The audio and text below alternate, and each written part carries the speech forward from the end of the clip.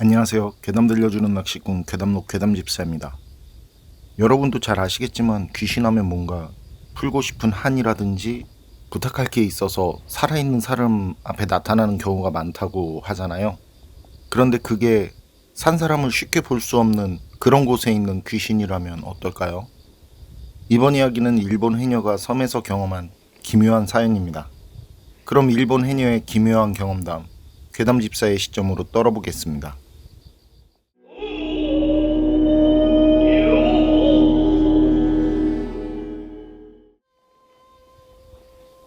저는 저는 23살이며 23살이며 2년 2년 정도 정도 해녀 해녀 일을 일을 하고 하고 있습니다. 있습니다. 헤엄치는 걸 좋아하고 꽤 돈이 된다는 이유로 이 일을 하고 있습니다만 미스터리한 체험을 한 적이 있습니다. 해녀 일을 막 시작할 무렵 선배 해녀에게 절대 가면 안 돼! 라고 다짐받은 장소가 있었습니다.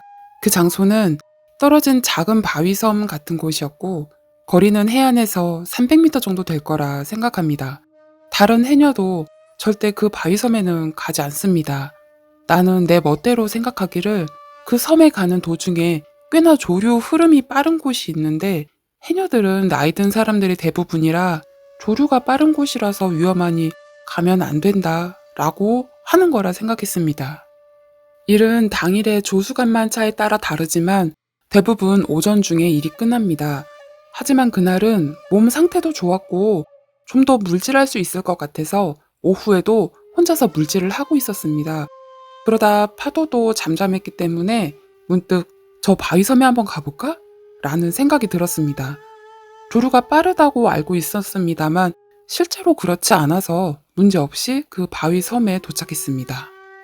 뭐야, 너무 쉽잖아. 이런 혼잣말을 하면서 바닷속으로 들어가 보니 평소 사람 손을 타지 않은 탓인지 큰 전복과 소라가 더덕더덕 붙어 있었습니다. 와, 전복이 30cm 정도, 소라도 거의 20cm? 마치 꿈 같은 광경입니다. 뭐야, 여기 보물섬이잖아. 이런 생각을 하면서 따고 있는데 섬의 해저 쪽에 둥그렇게 밧줄이 움직이고 있었습니다. 좀 이상한 기분이 들어 섬 위로 올라와 보니 섬의 측면에는 몇 개의 지장보살이 조각되어 있었습니다. 뭐지 여기? 뭔가 불길한 곳? 이런 생각을 하고 있는데 무슨 소리가 들렸습니다. 나, 어? 뭐지? 그 소리는 점점 선명하게 들려왔습니다. 누나, 뒤를 보니 10살 정도 남자아이가 서 있었습니다. 어디서 온 거지? 많은 생각이 들면서 겁이 났습니다. 바다에 둘러싸인 작은 바위섬인데 젖어있는 어린아이. 큰일 났다는 생각이 드는 순간 남자아이가 말했습니다. 누나, 어디에서 왔어? 나는 무서워서 비명을 지르고 싶었지만 목소리가 나오지 않아 입만 뻐끔뻐끔하고 있을 뿐. 그러자 남자아이는 점점 말이 많아집니다. 나 있잖아. 집에 돌아가고 싶은데 어떻게 돌아가야 될지 모르겠고 다리도 아프고 머리도 아프고 배도 고프고 목도 마르고 도와줘요 누나.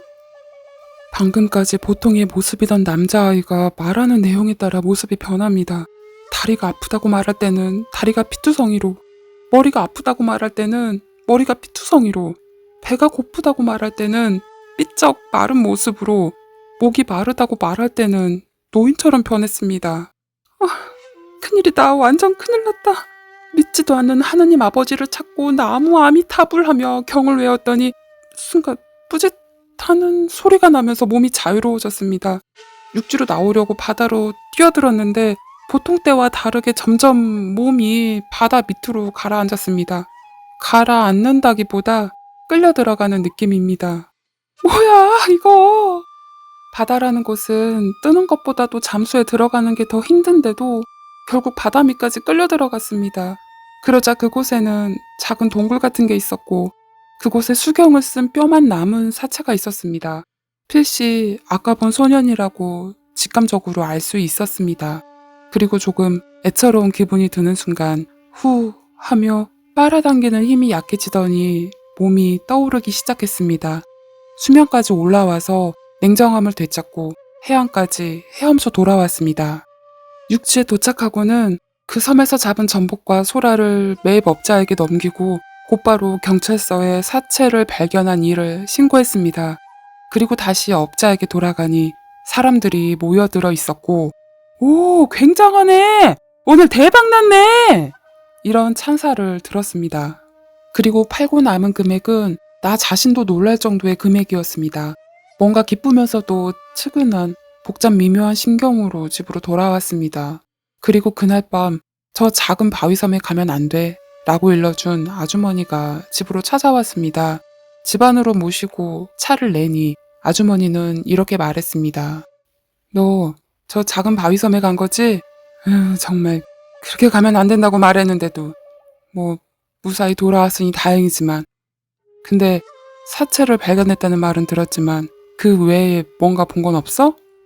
나는 경험한 것 전부를 말했습니다. 그러자 역시나 그렇군 라고 했습니다. 그리고 아주머니가 해준 얘기는 이렇습니다. 30여 년 전 어느 여름 남자아이 3명이 해수욕을 하고 있었습니다. 파도가 높았던 탓인지 남자아이들은 떠내려가다가 그 바위섬에 겨우겨우 기어올랐습니다. 하지만 파도가 높았던 탓으로 좀처럼 구조선을 낼 수 없었습니다. 그리고 작은 섬을 집어삼킬 정도의 파도가 쳤고 남자아이 3명은 다시 바다로.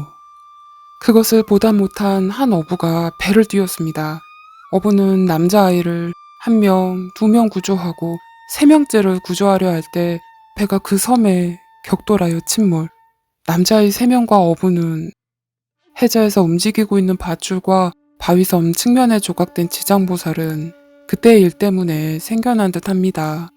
그리고 아주머니도 오래전 그 바위섬 위에서 놀고 있는 아이들을 본 적이 있다고 했습니다. 그리고 다음날 경찰이 탐색을 했지만 그 외에 추가로 다른 사체는 발견하지 못했다고 합니다. 그 해 추석 파도가 조용한 날 조금 무서웠지만 아주머니와 둘이서 배를 띄워 그 작은 바위섬에 향과 제물을 바치러 갔습니다. 돌아오는 배에서 문득 고마워요 누나 라는 소리가 귓전을 스친 듯한 느낌이 들었습니다. 일본 해녀의 사연은 여기까지인데요. 주근이가 나타나서 무언가 부탁을 한다면 그럼 여러분은 어떠실 것 같으세요? 판단은 여러분께 맡기겠습니다. 괴담록 오늘 이야기는 여기까지입니다. 그럼 저는 다음에 또 다른 사연으로 찾아뵙겠습니다. 늘 건강하시고 평온하세요. 감사합니다.